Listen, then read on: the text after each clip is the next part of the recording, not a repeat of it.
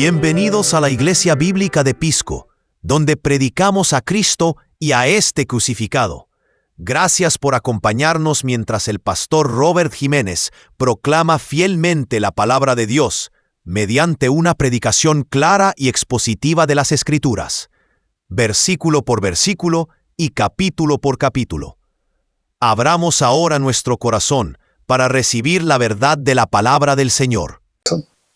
Quiero invitarles a que vayamos al capítulo 7. Hoy estaremos terminando el capítulo 7 de Marcos. Y hemos estado disfrutando de este tiempo en el cual hemos visto al Señor enfrentando, de hecho, aquellos partidos políticos que ya estaban en su tiempo, ¿no? Los cuales eran de los fariseos, de los saduceos, de los herodianos y aún todavía los romanos que estaban por ahí colados, ¿no? Entonces estaba moviéndose entre fieras el Señor, estaba moviéndose entre movimientos políticos turbulentos y Él está predicando un nuevo reino en medio de todo eso. Y aquí llegamos al capítulo 7, donde un grupo de personas le están diciendo: hombre, pero tú no puedes estar predicando eso porque así no es como nosotros nos hemos acostumbrado. Y entonces el Señor viene y les dice: bueno, ustedes están completamente perdidos, porque en realidad lo que contamina el corazón no es el pan, no es la comida, no es cómo te vistes, no es dónde te sientas, no es dónde andas, no son pasatiempos. Lo que contamina el corazón es lo que contamina el alma es el pecado, que sale ¿de dónde? Del corazón sale el pecado, del corazón sale, ahí está el problema. Y luego el escritor, por si no fueran muy intencionales los escritores, por si no fueran muy intencionales, hace como así. Ustedes piensan, ¿qué sucede entonces del versículo 24 al 30? Lo vimos la semana pasada. Llega a ¿dónde? A Tiro. Se va a Tiro, eso es fuera de la nación de Israel. Y para un judío estar fuera de la nación de Israel era estar en terreno contaminado. De hecho, se dice, ¿sabe qué se dice? Que cuando los judíos salían de Samaria o salían de otro lugar como Tiro y Sidón, ¿sabe lo que hacía? Aquí estaba la frontera Samaria y acá, al siguiente paso, estaba Israel. ¿Sabe lo que hacía antes de entrar a Israel? Se quitaba los zapatos, se quitaba las sandalias, las sacudía. Y se sacudían el vestido. Bueno, no quiero ni una mota de polvo para pasar a terreno santo. Así lo hacían ellos. Eso era su costumbre, su tradición. Imagínense la tremenda ligadura, atadura que le habían puesto a todos los judíos, ¿no? Que ellos tenían. Es decir, de cómo miraban el mundo gentil. Era un mundo de pecadores sin remedio. Así que el Señor, ¿dónde está aquí? En el 24, está nada menos y nada más que en Tiro. Y está ahí en contacto con una mujer que es sirofenicia, de cultura pagana, griega. Si no fuera poco, todavía nosotros vemos, excelente, gracias mi hermano, él está entonces en Tiro y Sidón. Mire eso, está Tiro y Sidón, eso está al norte de Galilea. De hecho, el próximo domingo vamos a tener un mapa, ¿verdad? Para saber dónde está todo eso, porque es muy interesante, por algo lo tienen los escritores ahí. Eso está fuera de la frontera de Israel. Y entonces luego dice que bajó de ahí, va a cruzar otra vez. ¿Dónde va? Viene en el versículo 31, ahora vamos a entrar a lo que es el versículo 31, que es nuestra sección de esta mañana, del 31 al 37.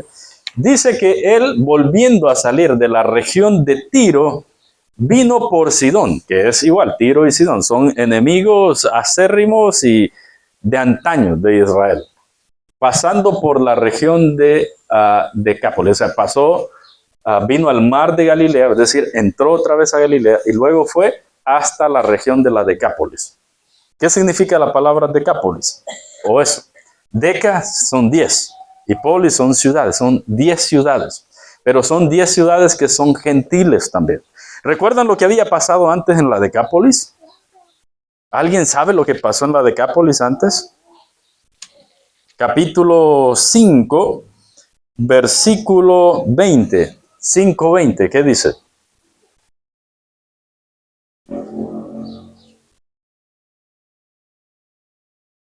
¿Qué dice el capítulo 5:20 de Marcos?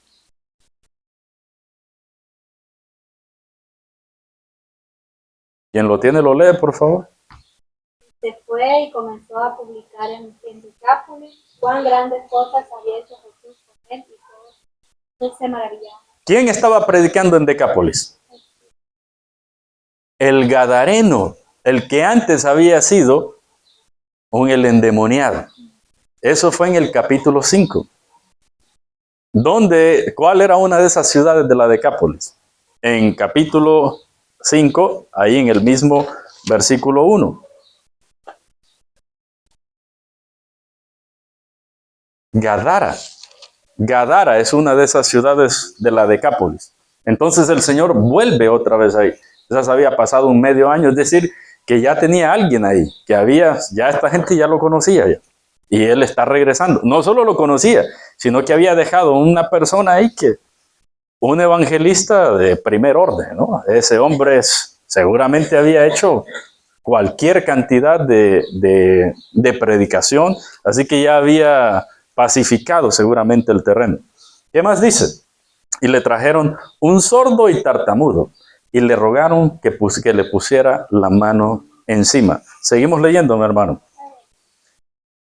Y tomándole aparte de la gente, metió los dedos en las orejas de él, y escupiendo tocó su lengua. Y levantando los ojos al cielo, gimió y le dijo, Efata, es decir, sé abierto o ábrete. 35. Al momento fueron abiertos sus oídos y se desató la ligadura de su lengua y hablaba bien. Y les mandó que no lo dijesen a nadie, pero cuanto más les mandaba, tanto más lo divulgaban. Y en gran manera se maravillaban diciendo, bien lo ha hecho todo, hace a los sordos oír y a los mudos hablar. Señor, te damos las gracias en esta mañana. Queremos que nos favorezcas en gran manera, Señor, con este tiempo de conocer tu voluntad a través de este texto, que sea claro para nosotros. Entender que la única respuesta para este mundo eres solo tú, Señor, no ningún líder político. Nadie ha hecho las cosas que tú has hecho. Y nos las has dejado en tu palabra para que podamos conocerte y podamos creer que tú eres aquel Mesías prometido. Por quien oramos y decimos juntos, amén. En el siglo XIX, una caudalada familia heredó un cofre de hierro que contenía los títulos de propiedad de sus tierras. Nosotros entendemos que es eso, imagínense. Estaban en un cofre de hierro. Sin embargo, el candado de ese cofre estaba tan oxidado por la humedad que 3 cerrajeros locales fracasaron al intentar abrir ese cofre. Y entonces ellos dijeron, bueno, ¿sabe qué, familia? Creo que vamos a tener que destruirlo con un mazo, este cofre. Es la única manera de abrirlo. Pero no querían hacer eso la familia, porque entendían que aún el cofre era parte de la reliquia que había sido heredada para ellos. Desesperados entonces, encontraron a un anciano cortesano que poseía los planes originales de herrería real de aquel cofre. ¿Y el hombre qué hizo? ¿Qué hizo el hombre? Con su conocimiento, con su experiencia, ¿qué hizo?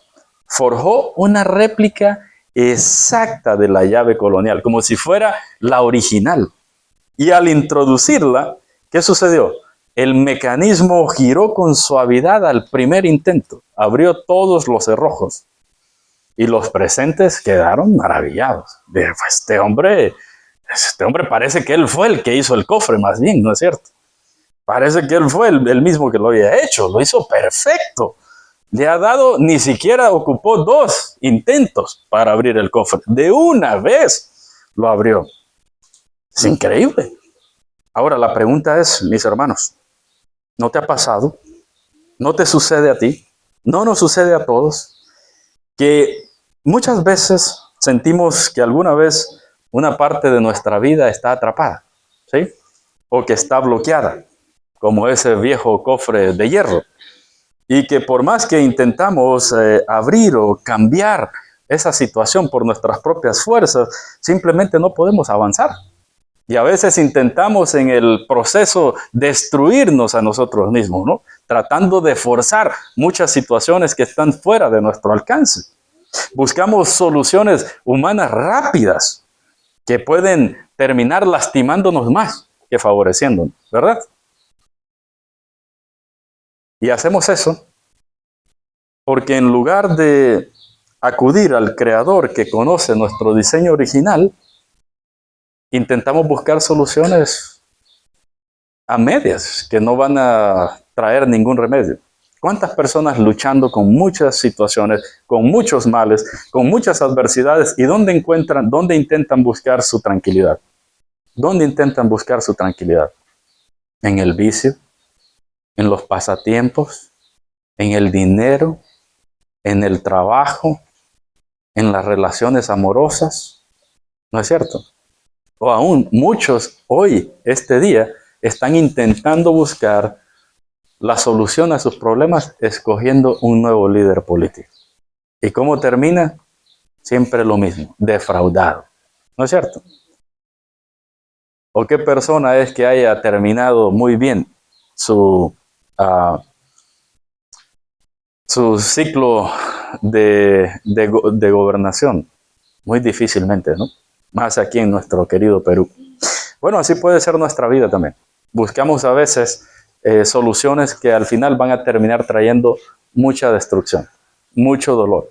Solo uno tiene la llave que encaja y que embona bien, que le puede dar vuelta a toda nuestra vida. Y ese es, ¿quién? El Señor Jesucristo. De eso se trata este pasaje. De hecho, en este pasaje nosotros vamos a ver 3 verdades acerca de la grandeza del Evangelio de Cristo Jesús. Hay 3 verdades acerca de la grandeza del Evangelio de Cristo Jesús. La primera verdad que aquí encontramos es que el Evangelio de Cristo Jesús puede tratar con cualquier adversidad. ¿Escucho eso? No hay adversidad que el Evangelio no pueda tratar. ¿Hay alguna adversidad que el Evangelio no pueda tratar? ¿De Cristo? ¿Hay alguna situación que Cristo no pueda sobrellevar? Eso nosotros lo entendemos. ¿Verdad que nosotros lo entendemos? Nosotros ya lo decimos por defecto. No, Cristo lo puede todo. Pero ¿de dónde viene ese entendimiento? ¿Cómo es que llegamos a ese entendimiento? ¿Sabe cómo llegamos a esa conclusión? Con pasajes como estos. Con pasajes como estos. Es como llegamos a esa conclusión. Volvió entonces, acompáñenme ahí en los primeros 2 versículos, 31 y 32. Volviendo a salir de la región de Tiro, vino por Sidón, el mar de Galilea, pasando por la región de la Decápolis, y le trajeron un sordo y tartamudo, y le rogaron que le pusiera las manos encima. Ya dijimos que Sidón era el lugar donde había sanado la hija de aquella mujer que estaba llena de fe, porque eso es lo interesante de lo que está pasando en la región gentil, que había pasado en el territorio judío, en este mismo capítulo, en el inicio. ¿Qué había pasado? Ahí en Betsaida. ¿Qué pasó? Hubo un tremendo encontronazo, ¿no es cierto? ¿Con quién? Con los... ¿Quiénes? Con los fariseos. Eso es la primer relato de este capítulo 7. Luego ahora va a Sidón y encuentra una mujer llena de fe. Interesante. Como los escritores están diciendo, ¿cómo es posible que en su propio territorio no hay fe? Y en los gentiles sí hay. Ya era una puerta abierta. Estas personas vienen. De hecho, por cierto, si no se lo dije la semana pasada y si no lo notaron, cuando la mujer en Sidón llega y decirle, Señor, ayúdame con mi hija, ¿acaso ella lleva a su hija con ella para pedirle ayuda? ¿Por qué no llevó a su hija? Por su fe. Ya desde que aparece en el relato sin su hija, es porque tiene fe. Ya va llena de fe. No necesita llevarla. Eso es una muestra sorprendente de fe. No digamos después con ese gran obstáculo que el Señor le pone, ¿no? Del dicho que Él le dice ahí, ¿no? Y ahora llega hacia la Decápolis, donde ya tenía ahí al Gadareno haciendo lo suyo. Entonces Él está yendo de territorio gentil a territorio gentil, lo que era un escándalo completo para los judíos. Pero para los que estaban leyendo, para la audiencia lectora, así como nosotros, es una enorme bendición. Porque el Señor está comenzando a dar los primeros pasos fuera de Israel, como aperturando el Evangelio para todas las naciones. ¿Entiendes eso, hermano Walter? El Señor comienza a salir porque está comenzando a hacer la obra del Evangelio. Está aperturándola por todo lugar. ¿Y qué sucede ahí entonces? Versículo 32. Le trajeron un sordo y un tartamudo. Bueno, nosotros entendemos lo que es un sordo, ¿no es cierto? Entendemos que es una persona que no escucha para nada.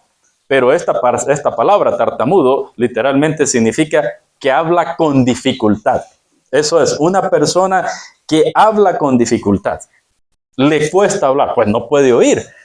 Entonces tampoco, mucho menos hablar. Está tratando de hablar. Y esto es impresionante, ¿no? Otra vez traen a este hombre. Seguramente este hombre no había escuchado el Evangelio, ¿verdad? ¿Cómo lo iba a escuchar si era sordo? Pero no viene él solo. No sabe que Jesús está por ahí, seguramente. Pero ¿quién lo lleva? Seguramente unos buenos amigos. Por eso dice, le trajeron a él un sordo y tartamudo. Y le rogaron. ¿Quiénes son los que están rogando? Quizás sus amigos, quizás sus familiares, quizás algunos conocidos de aquel hombre que había sido sanado la primera vez que estuvo ahí, etcétera. ¿Quién podrá haber sido? Pero parece que por su propia cuenta no vino. Así que estos eran muy buenos amigos, seguramente. Y es lo mismo que pasa en el capítulo 2. ¿Recuerdan cuando traen al que está paralítico en la camilla, ¿no? Y que lo bajan por arriba, lo descuelgan por arriba del techo. Así que estos hombres entienden que el Señor Jesús puede tratar con cualquier adversidad. Mire, no importa lo que le trae un endemoniado, no importa. Tráele una niña muerta, no importa. Tráele otra niña endemoniada, no importa. Una mujer con flujo de sangre, no importa. Ahora un sordo y un tartamudo. Y esto es algo tremendo, porque estos son sorderas, parece posible que sean sorderas de genética, de nacimiento, ¿no? ¿Quién le puede abrir los oídos a una persona? Entonces, ese es increíble porque el Señor no va a rehusar ayudarle. No va a rehusar por ninguna manera. Bueno, quizás alguno de ustedes diría, bueno, yo no tengo ese problema de ser sordo y ser tartamudo, ¿no? De hablar con dificultad. Bueno, quizás tu problema sea el opuesto, ¿no? Que hablas demasiado, ¿sí o no? Que habla de más. Entonces necesita también de toda manera que el Señor pueda hacer una obra para usted. Este hombre tenía un problema, que tenía la lengua corta. Nosotros quizás la tenemos muy larga, ¿sí o no? En serio. Y lo que necesitamos es que el Señor pueda ayudarnos en la forma en que hablamos. ¿No es cierto que a veces con las palabras, hermanitos, con las palabras nosotros, ¿qué dice Santiago de la lengua? ¿Qué dice? Ay, la lengua es algo tremendo. Ahora, quizás nosotros deberíamos pedirle al Señor que nos cierre la lengua, ¿no? A veces un poco, que nos amordace. Pero este hombre es lo opuesto, ¿verdad? Este hombre necesitaba hablar. No podía escuchar. Estaba en una condición terrible. Qué necesidad tan tremenda la que este hombre tenía. No hay una situación aparentemente, que el Señor no le pueda hacer frente. ¿Qué necesidad es la que no podemos poner delante del Señor? ¿Y qué pecado hay que Cristo no pueda sanar? ¿Qué vida hay que el Evangelio no puede restaurar? Cuando vemos esto, la cantidad de personas que están trayendo al Señor, la cantidad de problemas que el Señor puede solucionar. Hermano, el Evangelio no está encerrado, no tiene límites. El poder del Señor es tan abundante, es tan inmanente, es tan sobrenatural, que hace cosas que ninguno otro antes había hecho. Esa es la grandeza primera del Evangelio. Primero, que puede tratar con cualquier adversidad. Eso es lo primero que encontramos aquí. Avancemos a la segunda verdad. La segunda verdad que tenemos aquí es que el Evangelio puede restaurar todo lo que el pecado ha destruido. Escuchen eso. El Evangelio de Cristo es capaz de restaurar todo lo que el pecado ha destruido. Versículo 33 al 35. ¿Qué hizo?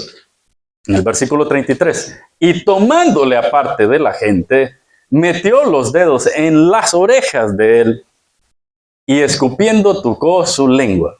Y levantando los ojos al cielo, gimió y le dijo, Efata, es decir, sé abierto.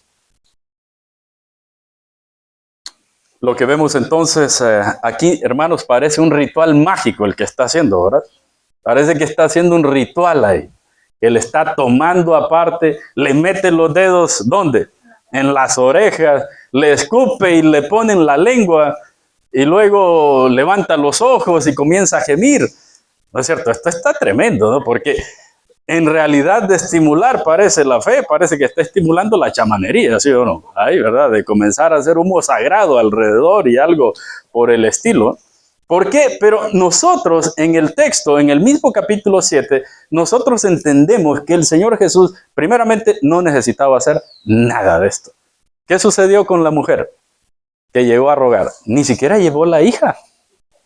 ¿Qué dijo? Por esta palabra es suficiente. Esta palabra es suficiente.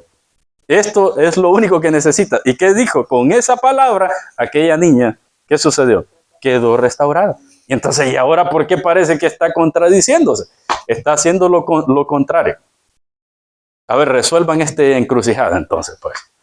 No, son bromas, hermanos, son resuelvan. No es un ritual mágico, hermanos, esto es lo que está haciendo el Señor, sino que es una visión, una demostración visual de su autoridad. Escuche eso, es una demostración visual de su autoridad. Eso es lo primero. Aquella mujer no llevó a su hija porque ella entendía en la fe que Dios le había dado que no necesitaba a Cristo estar presente. Y en la medida de su fe, Cristo actuó. Pero este hombre nunca había escuchado de Cristo. ¿Y cómo iba a escuchar si estaba sordo? ¿Verdad? No había escuchado de él. Entonces, obviamente, necesitaba el Señor hacer algo distinto con él. Porque nunca lo había visto, nunca había escuchado, no sabía del Evangelio. Lo primero que hace es que no va a hacer un espectáculo público, mi hermano Walter.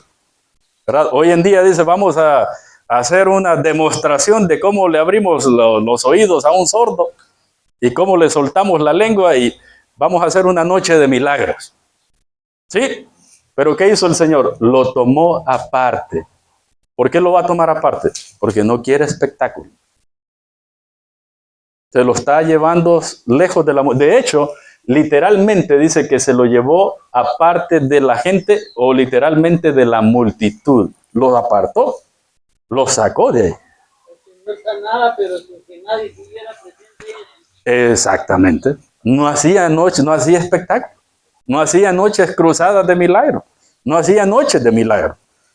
Hacía lo que tenía que hacer, lo hacía únicamente en presencia de sus discípulos. Como cuando llegó a la casa de Jairo. ¿Recuerda qué fue lo primero que hizo? Barrió la casa, la sacudió, ¿no? Sacó toda la gente que tenía ahí y solo se quedó la familia de Jairo y ellos ahí únicamente. Por eso lo está llevando ahí aparte.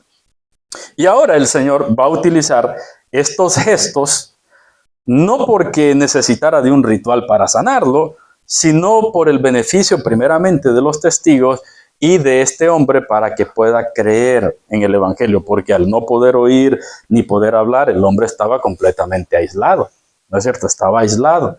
Y Jesús, ¿qué es lo que hace? Se rebaja a su propio nivel para poder comunicarse con él también mediante el lenguaje de señas que este hombre puede comprender. Fíjense qué interesante, qué bonito lo que está haciendo el Señor.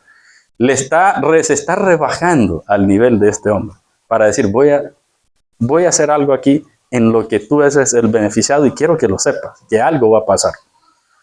Lo toma aparte para que el enfermo tenga con total concentración y no hacer el espectáculo, y luego viene lo siguiente, mete los dedos en las orejas. Imagínense eso, ¿no? Ojalá que los hayan dado limpios, por lo menos, ¿sí o no? Los oídos. Mete los dedos en las orejas para que sepa que algo va a hacer en su sentido auditivo. Mire esto. Lo que dice aquí William Hendrickson es lo siguiente. El maestro decide el tratamiento especial que este sordomudo necesita. Jesús pensó, hay que hacer algo por tus oídos y lo voy a hacer. Y luego dice, y hay que hacer algo por tu lengua y lo voy a hacer. Es decir, el Señor le está diciendo con gestos, yo voy a hacer algo por ti. Voy a hacer algo por ti en tus oídos. Recuerde que él no sabe escuchar, no sabe cómo lo va a sanar, no entiende nada. Simplemente se está comunicando en su propio lenguaje. Te estoy tocando los oídos porque ahí voy a trabajar, en esa área. Y luego te voy a tocar la lengua porque ahí voy a trabajar también, en esa área. Es como cuando nosotros vamos al médico, dice, mire, le voy a explicar dónde vamos a hacer dónde vamos a estar trabajando, esta región de su cuerpo, etcétera, etcétera. Le da toda una explicación, pero ya a este hombre, ¿qué explicación se le podía dar? Si no escucha, no se le puede hacer nada. Entonces el Señor se está comunicando con gestos con él a través de eso. Y luego escupió y tocó su lengua. Y este es un proceso poco ortodoxo, oye, ¿verdad? De escupir y luego pues se escupió y luego puso su dedo en la lengua, ¿no? Eso no es algo que hoy se hace, ¿no? Con saliva sanarlo. Jesús le dice en su propio idioma y sin palabras lo que va a hacer. Es una forma de decirle, mira, voy a abrir tus oídos y voy a desatar tu lengua también. Sin embargo, hay escritos muy antiguos en los que algunos rabinos y algunas personas pensaban que la saliva de algún maestro, de una persona divinamente utilizada por Dios, tenía poderes curativos también. Así que en cierta manera esto es algo que las personas entendían. Algo va a ser, algo médico va a hacer, ¿verdad? Para que este hombre pueda desatar su lengua. Pero él se está comunicando directamente con él. Muchas cosas hizo el Señor. En Juan 6, 9, 6 dice que hizo con un ciego, dice que escupió en tierra e hizo lodo con la saliva y untó con el lodo en los ojos del ciego. ¿Sí? Otro proceso casi similar. El hombre no sabe lo que está pasando, pero le toca los ojos para saber algo hecho por Dios. Acuérdense otra vez, el Señor no necesitaba hacer nada de esto. Con solo decir la palabra, eso se hacía. Pero hace esto por el beneficio de la fe de este hombre y por el beneficio de la fe de aquellos quienes lo están rodeando. Luego el versículo 34. Entonces, ¿qué dice? Que levantó sus ojos al cielo. ¿Por qué está levantando sus ojos al cielo? Recuerden que este hombre está ciego, pero está sordo, pero no está ciego. Lo está viendo al frente. Está tocando, el Señor lo está tocando, que es algo impresionante también del amor que el Señor podía tener y su compasión para con sus criaturas, ¿verdad? Porque aquellos individuos fariseos están diciendo, ni siquiera toques el pan con manos inmundas, ni siquiera lo comas así. Y el Señor está tocando a estas personas que son gente pagana, que son de trasfondo gentil, que no conocen la cultura, ni las ceremonias, ni los rituales judíos, y Él está tocando. Esto habla directamente de la compasión del Señor que Él tenía por las personas. No tenía ningún tipo de reparo en hacerlo. Entonces Él levanta los ojos hacia el cielo para demostrarle a ese ciego sin palabras que la ayuda y todo don perfecto desciende de lo alto. Es una plena demostración de dependencia divina lo que Él está haciendo ahí. ¿Y luego qué hace? Después de levantar los ojos al cielo, dice, gimió. Ahora, ¿por qué gime? No es que está otra vez haciendo una meditación trascendental ahí, no, sino que Él está gimiendo para mostrar su enorme compasión sobre la ruina a la que este hombre había sido degradado. O para demostrar la compasión que él tenía por ver cómo el pecado ha degradado tanto a un ser humano de llevarlo a estos rincones tan terribles. Dice Juan Calvino, llega a decir en este pasaje que él muestra que las penas de ese hombre eran también sus propias penas. ¿Recuerdan cuando llegó al frente de la tumba de Lázaro? ¿Qué fue lo que hizo? Se puso a llorar, ¿verdad? Frente a la tumba de Lázaro se puso a llorar. Y eso que lo iba a resucitar. O sea, si lo iba a resucitar, ¿para qué llorar? ¿Verdad? Si yo tengo el poder para resucitarlo, ¿para qué me voy a poner a llorar? No tiene ningún sentido. A menos que nosotros entendamos la enorme compasión. Como dice en capítulo 6, que se compungía el Señor. Es decir, sus entrañas se conmovían cuando miraba la necesidad de las personas, a la cual el pecado los había reducido. Imagínate tú criar un hijo, una hija, y darle la mejor educación y tratarlo de lo mejor, y luego esa persona se va como el hijo pródigo. Y queda reducido hasta el nivel de los cerdos. ¿Han leído la historia del hijo pródigo? Comiendo con los cerdos. ¿Sí? Ahora imagínate tú como padre viendo un hijo a quien le has dado todo, una hija a quien le has dado todo, reducida a un nivel de cerdos. ¿Cómo te sentirías? Por eso gime el Señor. Cuando ve lo que yo creé, mi imagen en estas personas y lo que el pecado ha hecho, cómo los ha estropeado. Por eso era inevitable para él llorar, conmoverse, condolerse. El pecado arrastra. ¿Sí? Alguien podrá decir, bueno, yo no estoy sordo, no estoy tartamudo, no estoy endemoniado, etcétera. Pero tienes el pecado. Y el pecado tarde o temprano te puede arrinconar hasta degradarte por completo. Por el pecado, los hombres y las mujeres se prostituyen. Por el pecado, los hombres y las mujeres están encadenados al vicio de tragamonedas. Esclavos. Por el pecado, los hombres y las mujeres están esclavizados al vicio de la inmoralidad sexual. Por el pecado, los hombres roban. Por el pecado, los hombres mienten. Por el pecado, los hombres asesinan, matan, etc. ¿Qué es lo que causa todo eso? El pecado. El pecado, quizás nosotros nos veamos, pues yo no estoy como otros, pero tenemos el pecado. Y delante de Dios es imposible que Él no tenga compasión por nosotros. Así que por eso este hombre, en esta situación terrible, provoca dentro del Señor una compasión también igual de grande por Él. Se pone a gemir. Y vale la pena decirlo que nosotros, mis hermanos, si no tenemos ese nivel de compasión por otros, cuando los vemos en su pecado, y en lugar de darles la mano, les damos la espalda, pues no estamos teniendo ese mismo nivel de compasión que el Señor tenía. Y yo creo que todos necesitamos orar, porque nos dé ese mismo nivel de compasión de cuando vemos a una persona en sus pecados, que su vida que tiene problemas económicos, que tiene problemas en la familia, que tiene problemas con los hijos, y nosotros pensamos el psicólogo o un trabajo te va a ayudar.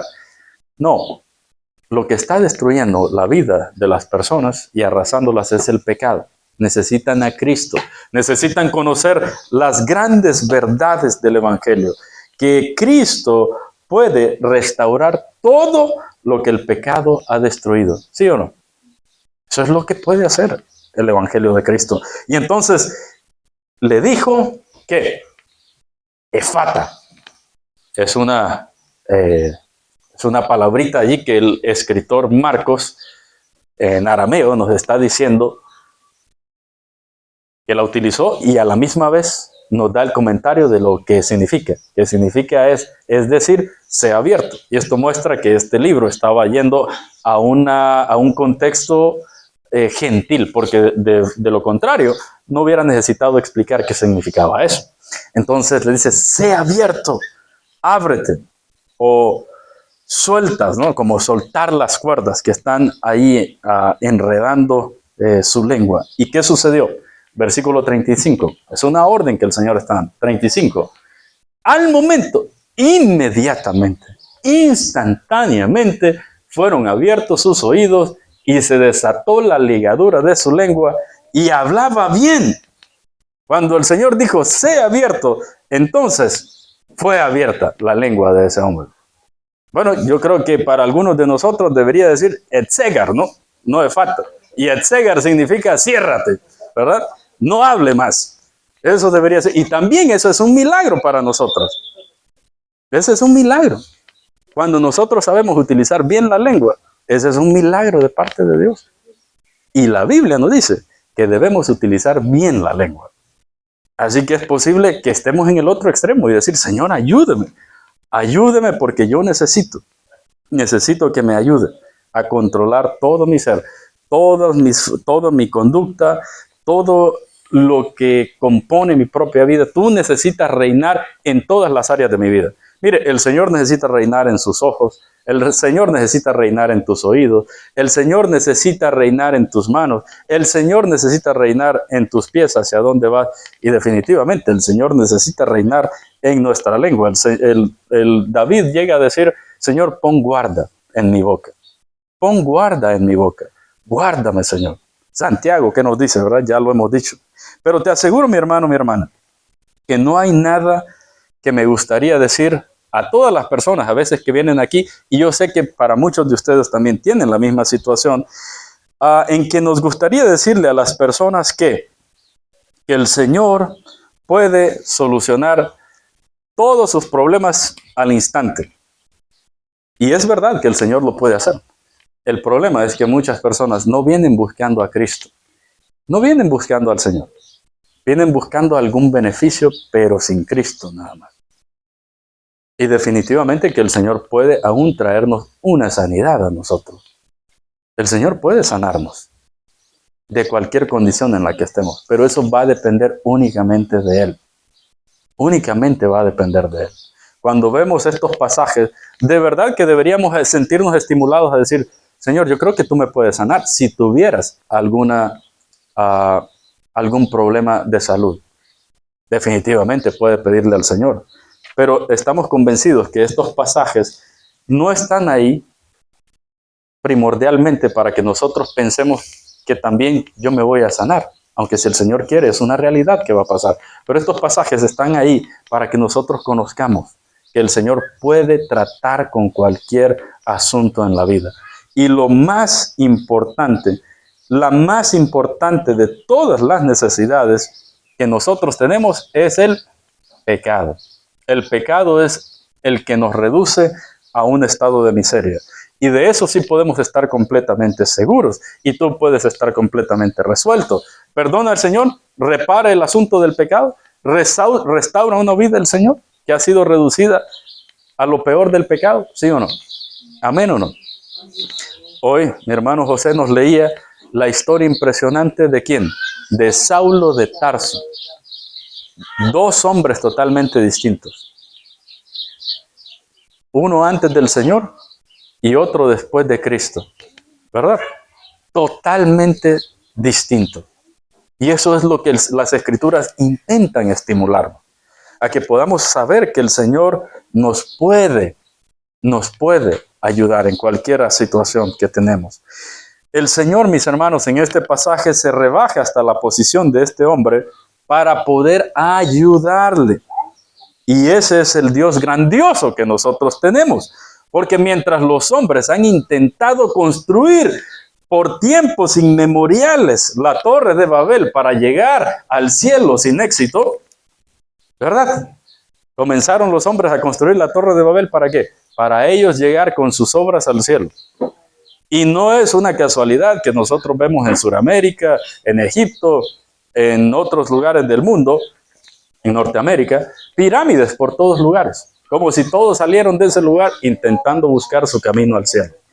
Pero el Evangelio es el único mensaje increíble en el cual el Dios grandioso, el Dios de majestad, deja su trono y desciende para rebajarse a nuestra condición. No somos nosotros los que llegamos arriba, es Él que rebaja a nuestra condición. Y estando en la condición de hombre, se humilló mucho más que los hombres. ¿Por qué? ¿Hasta dónde se humilló? Hasta la muerte, y la muerte de cruz. Hay algo impresionante en este punto, mis hermanos. Y es que el Señor sabe tratar con cada uno de nosotros. No importa la situación en la que tú puedas atravesar. El Señor es tan especialista que trata con cada uno de nosotros en las áreas que necesitamos. Y las Escrituras son poderosas para ayudarnos en esto. Así que vemos ayudando a este hombre, pero seguramente y desde luego que el Señor está dispuesto a ayudarnos. Y con esto pasemos entonces a la tercera y la última grandeza del Evangelio.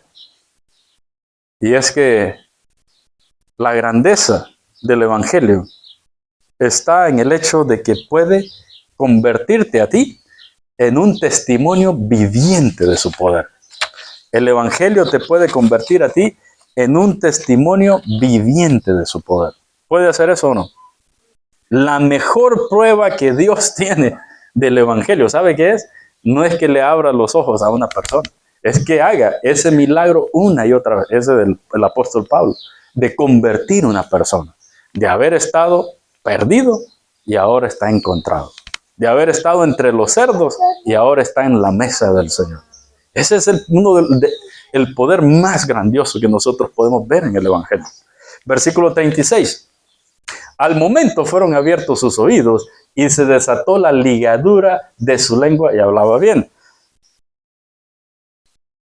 36. Y les mandó que no dijesen a nadie, que no lo dijesen a nadie. Mira, después primero se lo llevó aparte para abrirle los oídos. De hecho, que la primera, qué bonito, que la primera palabra que ese sordo escuchó fue: ábrete, sé abierto, sé suelta tu lengua. Eso debió ser lo primero que escuchó en su vida. Qué hermoso, ¿no?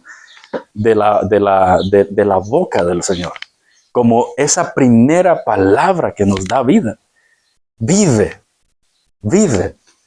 en vida, como a nosotros mismos, como dice Efesios capítulo 2, versículo 1, ¿no? Muerto en delitos y pecados, el Señor nos dio vida.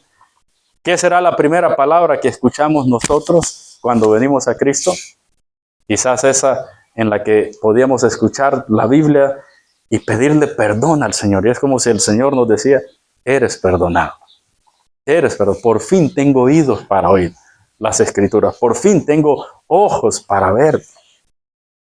Muy bien, entonces, una realidad es que después de que lo toma aparte, mire, después de que pasó, mi hermano Walter, mi hermano Leandro, ¿qué le mandó? Ve a publicarlo, a divulgarlo por todos lados. No le digas a nadie. Les mandó que no lo dijesen a nadie. No quería ser conocido como un taumaturgo, o es decir, un hacedor de milagros. No era eso lo que quería. No era esa su intención, como hoy en día. No quería eso. Él quería ser conocido como el Cristo que salva. Lo que querían es: miren el resultado de este hombre. Lo conocían sordo. Sí.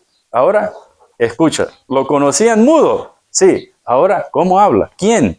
¿Dónde? ¿Cómo? Cristo. ¿Recuerdan el Gadareno? Lo conocían endemoniado. Ahora está en su juicio cabal. ¿Quién hizo eso?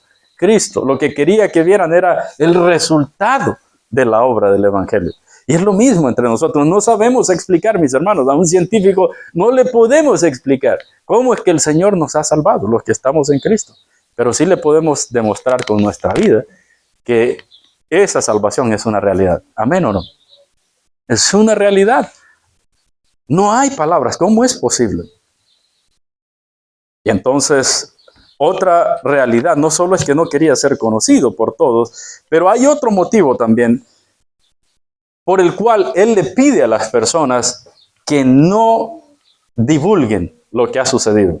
Y las Escrituras nos dicen que estas preciosas líneas, porque cuando una cosa así de impresionante pasa, uno quisiera hoy en día que todos lo sepan. Pero algo que nos dice la Biblia de una razón por la que esto pasaba, la encontramos ahí en Mateo 12, 16 al 17. Mateo 12, 16 al 17. Él está sanando un montón de personas ahí en Mateo 12, 16 al 17. Y entonces, el versículo 16 dice que les advierte a todos que no revelen quién era él. Que no revelen quién era él. Esto es muy continuo en las Escrituras. ¿Y qué dice el versículo 17 de Mateo 12? Mateo 12, 17. Esto él lo hacía ¿para qué? Él dice el propósito. Para que se cumpliese lo que fue dicho por el profeta Isaías en el capítulo 42, versículo 1 propiamente. Mi siervo no contenderá, no gritará, no será oída su voz en las calles, etcétera, etcétera. O sea que cuando les decía que no dijeran a nadie, lo que las Escrituras nos dice es que esto era para un cumplimiento profético de algo que el profeta Isaías había dicho. Mi siervo será así, jamás va a divulgar nada de lo que ha pasado. Esto era una señal, un indicador divino. Por eso es que Mateo dice que cuando él decía que no lo dijera a nadie, eso es porque se estaba cumpliendo una profecía que identificaba a Cristo como el Mesías. ¿Se habían dado cuenta de eso? Interesante, ¿verdad? Lo que dice la Escritura. Para que se cumpliese lo que estaba dicho. por el profeta Isaías. Pero bueno, regresando aquí al texto, dice que les dijo que no lo dijesen a nadie, pero cuanto más les mandaba, tanto más lo divulgaban, más y más. Y dice aquí Hendrickson que el hombre es tan obstinado, ¿no? Porque cuando le dice que no haga algo, lo hace, ¿no? Y él dice, Hendrickson comenta aquí, dice, me recuerda, dice Hendrickson en su comentario, a una madre que sabía que la única forma de lograr que Juanito fuese a comprar lo que ella deseaba era diciéndole, Juanito, no te atrevas a ir a la tienda a traerme 2 kilos de azúcar, ¿verdad? Era la única manera, dice William Hendrickson, fin de la cita. Así es el hombre. Es como lo que le dices que no haga, eso es lo que hace. A lo mejor mi esposa debería comenzar a decirme, no te atrevas a lavarme los platos hoy, ¿verdad? A lo mejor así eso va a funcionar. O que esposas digan a sus esposos, ya no me ame más, ya no me diga que me ame, ¿verdad? Porque como somos tan obstinados a que dice William Hendrickson, a que hacer lo que nos dicen que no hagamos, imagínense, ¿verdad? Qué tremendo. A lo mejor, entonces, en todo caso, el resultado de la obra divina de Cristo en este hombre era incuestionable. Eso sí que era incuestionable, porque vemos el versículo 37, finalizando ahí. Y en gran manera, 37, mi hermano, y en gran manera, es decir, de manera sobreabundante, en gran manera se maravillaban, es decir, quedaron igual que como fue la última vez en el capítulo 5, cuando llegó con el endemoniado allí y lo ha sanado, la gente queda que se está deteniendo las quijadas. ¿Por qué? Porque se llevó a un hombre mudo y sordo y ahora este hombre venía divulgando. Toda la gente queda, ¿qué está pasando aquí, hombre? ¿Qué está pasando aquí? Y lo que está pasando, lo que vemos es que el evangelio convierte las personas a las que ha tocado en un poder, en un testimonio viviente de su poder. Y eso es lo que tú eres en Cristo y eso es lo que yo soy en Cristo. Y entonces cuando dice que las personas se maravillaban y decían, lo ha hecho todo bien, hace a los sordos oír y hace a los mudos hablar. 3 cosas que Marcos finalmente nos muestra aquí. Primero, el cumplimiento de la profecía, ya lo miramos. La frase que pronuncia la gente aquí es una confirmación también de una profecía del Antiguo Testamento en Isaías 35:5, la cual indicaba que cuando el Mesías llegara, los sordos oirían y los mudos, ¿qué? Hablarían. Es una declaración pública de que Jesús es, ¿quién? El Cristo prometido, el Mesías prometido. Otra cosa que nos muestra este versículo 37 es acerca del poder transformador de Dios. ¿Qué dicen las personas? Ellos reconocen que la restauración es perfecta. ¿Qué dicen? Todo lo ha hecho bien.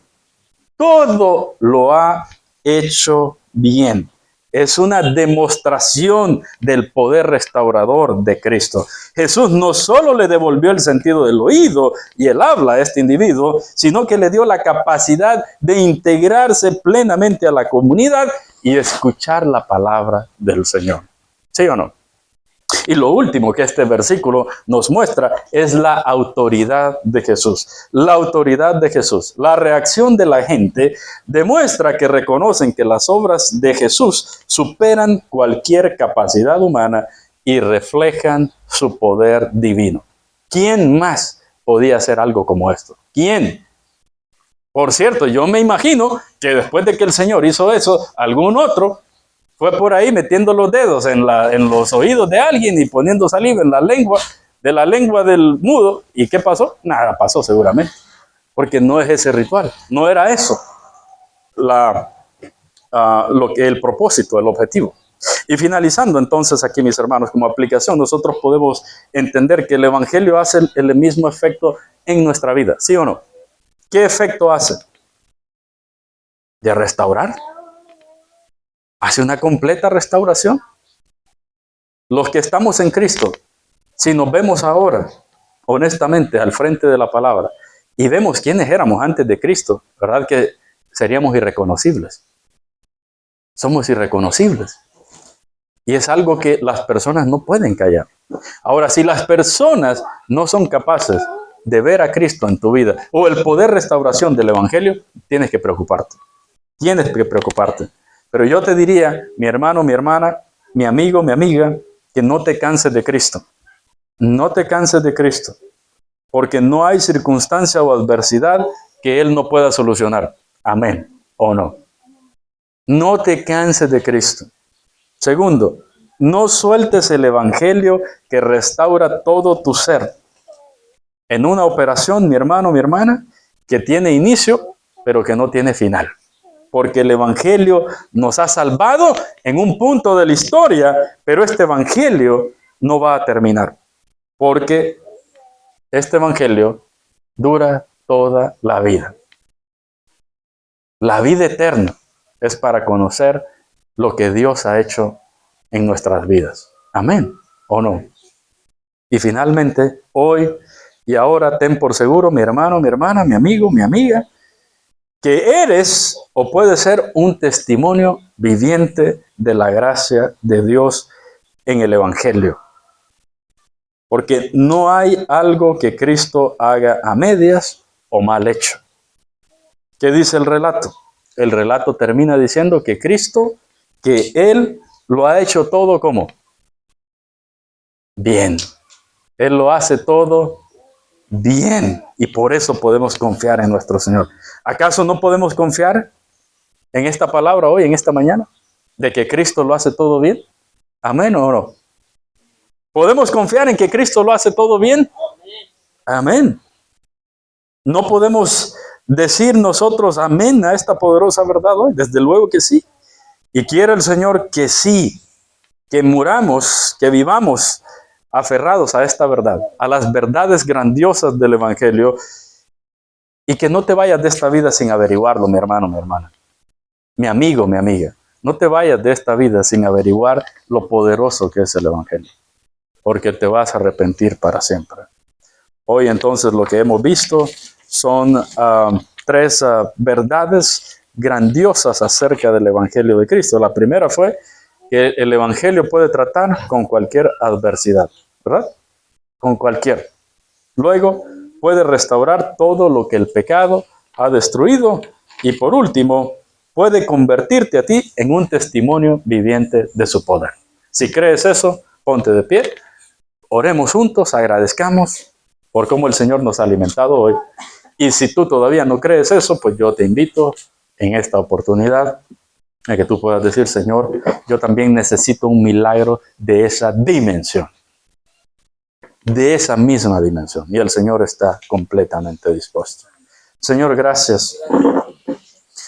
Te agradecemos, Padre, porque nos has inmensamente bendecido en esta mañana.